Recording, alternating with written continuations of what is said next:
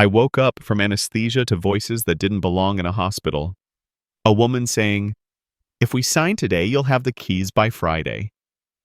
A man replying, "The barn's in great shape. We can start construction next week." I blinked, my ribs aching, my throat dry, and through the open window of the ICU, I heard laughter. Not just any laughter, hers. My daughter-in-law, Marla, laughing, selling. She was standing in my yard, walking a buyer through the farm I built with 40 years of sweat.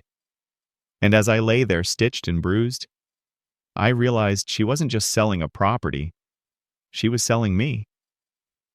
The nurse told me to rest, but I've never been good at doing what I'm told. I called my neighbor, Ruth. She's the kind of woman who believes coffee fixes anything, even betrayal. "Ruth," I said, "you at home?" She answered, "Been watching your barn all morning. Your daughter-in-law's there with a realtor and two men in shiny boots. They just hung a for sale sign by your fence," I told her. "Keep your camera rolling and keep them talking." Then I called my lawyer, Ed. He sighed when he heard my voice. "Walter, that woman's got nerve. But she's also stupid. Remember the conservation trust you and Evelyn set up before she passed?" Of course I remembered. My wife's idea. Evelyn always said, "If anyone tries to carve up this land, make sure it bites back." "Does it still require a secondary signature?" I asked. "Sure does," he said. "Yours and Ruth's." I smiled. Evelyn, even from the grave, had better aim than most living folks. By sunset, I signed myself out of the hospital. The doctor protested, the nurse cursed, but I climbed into Ruth's old Ford, wrapped in a blanket and stubbornness. We rolled down the gravel drive slow enough to hear the truth breathing. The barn doors were open. Marla stood there like a queen inspecting her new kingdom, telling the realtor about potential development value. "Walter," she gasped when she saw me. "You shouldn't be up." "You need rest." "I'll rest when my land does," I said. I looked at my son, Caleb, standing behind her, eyes down, mouth shut. That hurt worse than the stitches. "Marla," I said, "what are you doing in my barn?" She smiled that social media smile, all charm and deceit. "We're just finalizing the sale. You'll love it. Less stress, more comfort. You can move into a smaller place near town." "I already have a smaller place," I said. "It's called a grave." "I'll move there when I'm ready." The realtor cleared his throat. "Mr. Hale, the documents were signed this morning." "Forged," I said. "Null and void. This farm can't be sold without Ruth's signature." And she's right behind me. Ruth stepped in, folder under her arm like a sword. "Afternoon," she said, eyes steady. "Trust papers, Section 8. Secondary signatory. That's me. And I don't sign for thieves." The buyers froze. Caleb blinked. Marla's face twisted. "This is ridiculous." "The farm was ours to sell." "No," I said quietly. "It was yours to inherit, if you'd waited." The buyers left fast, muttering apologies. Marla stormed outside, phone already in her hand, already composing her next lie. "Who are you calling?" I asked. "My lawyer." "Good," I said. "But before you do, call your mother. Tell her to come too." "Why would I?" "Because this isn't just about me," I said. "It's about what you don't know."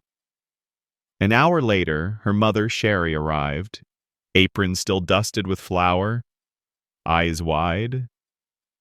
"Walter, what's going on?" Your daughter tried to sell my farm while I was under a knife, I said, using papers that wouldn't hold up in a kindergarten art class. And I'd let her face the courts for it if not for you. Me?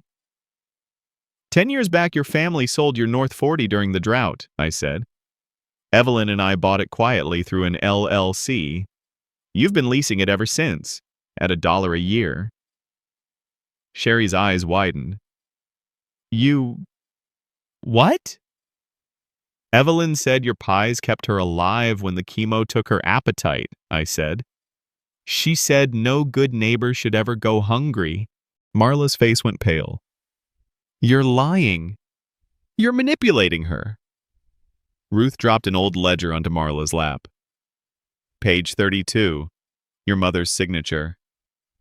Every April, Sherry gasped. Marla, you told me the rent went to the county. You said Walter raised the rates, that we might lose the house. I needed the money. We were drowning in debt, Marla stammered. Caleb stepped forward, guilt in his voice. You told me he gave you permission, Marla. I did this for us, she said. No, I said, you did this for attention. You wanted to look like a savior online while robbing a dying man in real life. I turned to Sherry. I could press charges. But I won't. Because your mother raised you better, and I respect her too much to shame her name in a courtroom. Sherry's tears fell quietly. Walter, what do you want from us? I want your daughter to remember what soil costs. Every lie she told came from this ground.